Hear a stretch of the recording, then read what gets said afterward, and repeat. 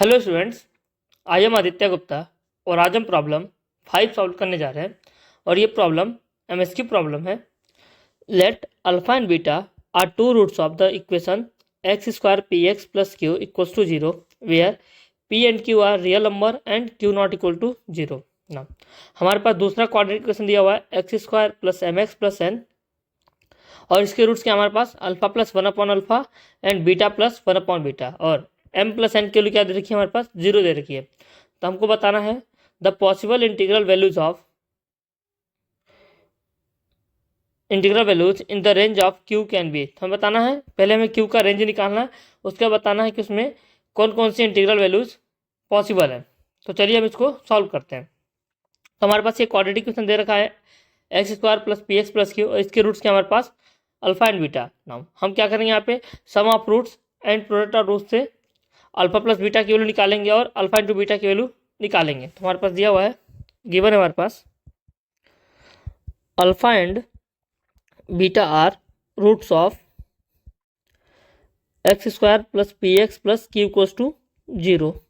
तो यहाँ से हमारे पास क्या आएगा, alpha plus beta equals to, यहाँ से अल्फा प्लस बीटा की वैल्यू क्या आ जाएगी हमारे पास माइनस पी, और अल्फा इंटू बीटा की वैल्यू क्या आ जाएगी यहाँ से हमारे पास क्यू आ जाएगी। तो हमारे पास अल्फा प्लस बीटा और अल्फा इंटू बीटा की वैल्यू हमारे पास आ गई है नाम।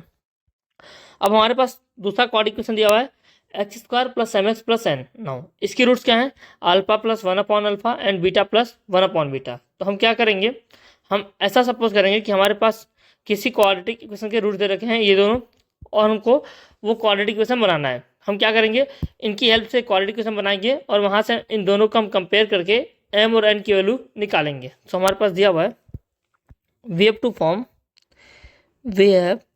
Form a quadratic equation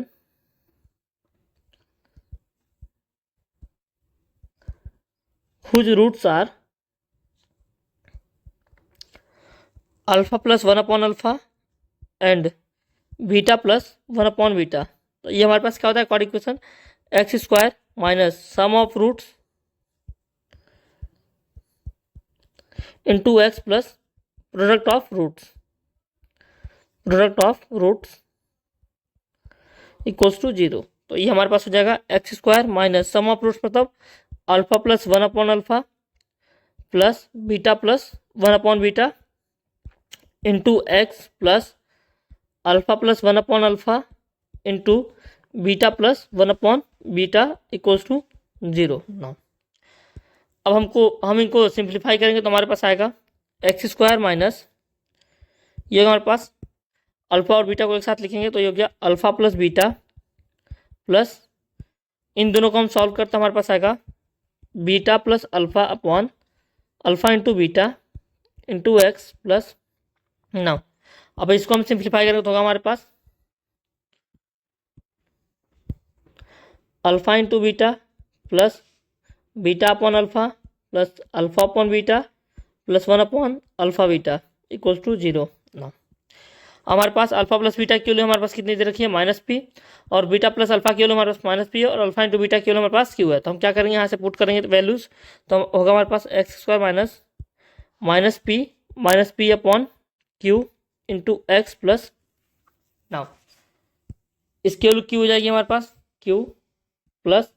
now अब इनको हम क्या करते हैं, सॉल्व करते हैं एलसीएम लेके, तो हमारे पास हो जाएगा beta square plus alpha square upon alpha into beta plus, और यहाँ पे क्या हो जाएगा हमारे पास one upon Q equals to zero. ना अगर हमारे पास कोई क्वाड्रेटिक इक्वेशन हमारे पास दे रखा है, we know A plus B का स्क्वायर क्या होता है A square plus B square plus two A B. तो यहाँ से हमारा A square plus B square की वैल्यू कितनी आ जाएगी, ए प्लस बी का whole square minus two A B. तो हमारे पास यहाँ पे alpha square plus beta square की वैल्यू कितनी आ जाएगी, अल्फा प्लस बीटा का square minus two into alpha beta. तो ये हमारे पास हो जाएगा X square plus P upon Q into X plus, यहाँ पे हमारा क्यू होगा Q plus alpha square plus beta square की वैल्यू क्या हो गई हमारे पास, अल्फा प्लस बीटा का होल स्क्वायर मतलब P square minus two into Q. तो हो गया हमारे पास P square minus 2 into Q upon Q plus 1 upon Q, ये एक साथ लिख लिया, इक्वल्स टू 0 ना। अब ये क्या है हमारे पास, अगर हम इस क्वाड्रेटिक इक्वेशन से कंपेयर करें, हम जिस गिवन हमारे पास गिवन है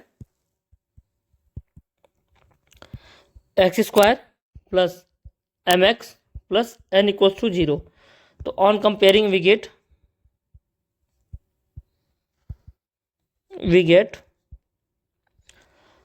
एम की वैल्यू कितनी आ जाएगी हमारे पास, p plus 1 upon P plus P upon Q, और एन की वैल्यू आएगी हमारे पास q plus P square minus 2q upon Q plus 1 upon Q. Now हमारे पास है गिवन हमारे पास कि m प्लस एन की वैल्यू कितनी दे रखी है 0, तो यहाँ से क्या आ जाएगा हमारे पास p plus P upon Q plus Q plus P square minus 2q upon Q plus 1 upon Q equals to 0 ना। अब हम क्या करेंगे, यहाँ पे q से मल्टीप्लाई करेंगे तो हमारे पास क्या हो जाएगा P Q plus Q square plus P square minus 2q plus 1 equals to 0 ना। अब क्या करेंगे, हम इसको p में क्वाड्रेटिक बनाएंगे, तो हमारे पास हो जाएगा, ये पी स्क्वायर लिखा तो पहले हो गया पी स्क्वायर प्लस इसमें से, और यहाँ से हम p कॉमन निकालेंगे तो हमारे पास हो जाएगा p इंटू क्यू प्लस 1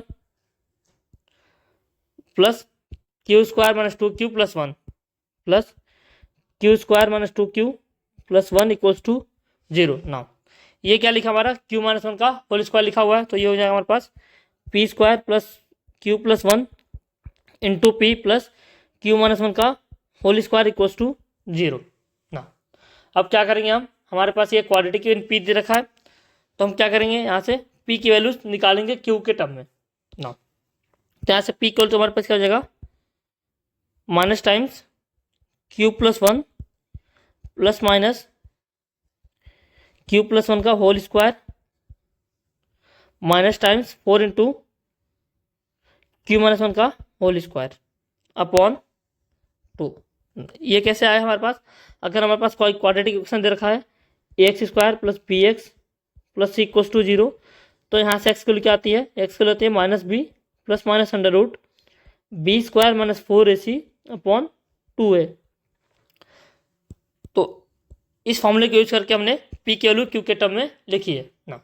अब हमारे पास गिवन है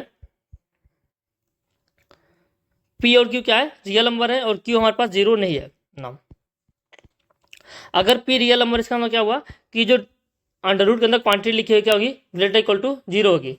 सो सिंस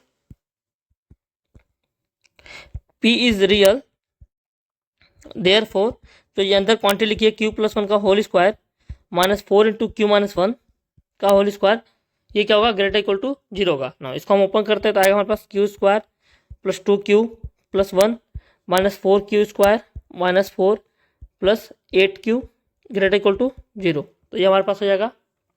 सिंप्लीफाई करेंगे तो हमारे पास आएगा minus 3q square plus 10q minus 3 greater equal to 0 ना। हमने क्या किया, बोथ साइड माइनस साइन से मल्टीप्लाई कर दिया, तो हमारे पास आ गया 3q square minus 10q plus 3 less than equal to 0।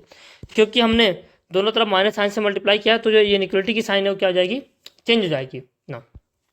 अब इसको हम फैक्टराइज करते हैं तो हमारे पास होगा 3q square minus 9q minus q plus 3 less than equal to 0। यहाँ से हमने 3q कॉमन लिया तो हमारे पास हो गया 3q q माइनस 3।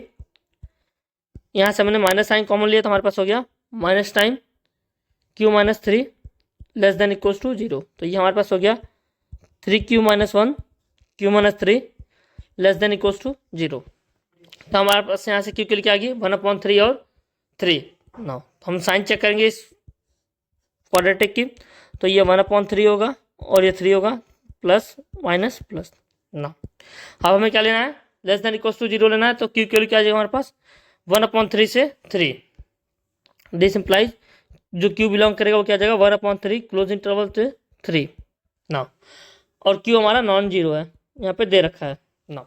तो यहाँ से हमें क्वेश्चन में बताना क्या था, हमें प्रॉब्लम में दिया था कि जो q का रेंज होगा उसमें कौन कौन से इंटीग्रल वैल्यूज पॉसिबल होंगी ना।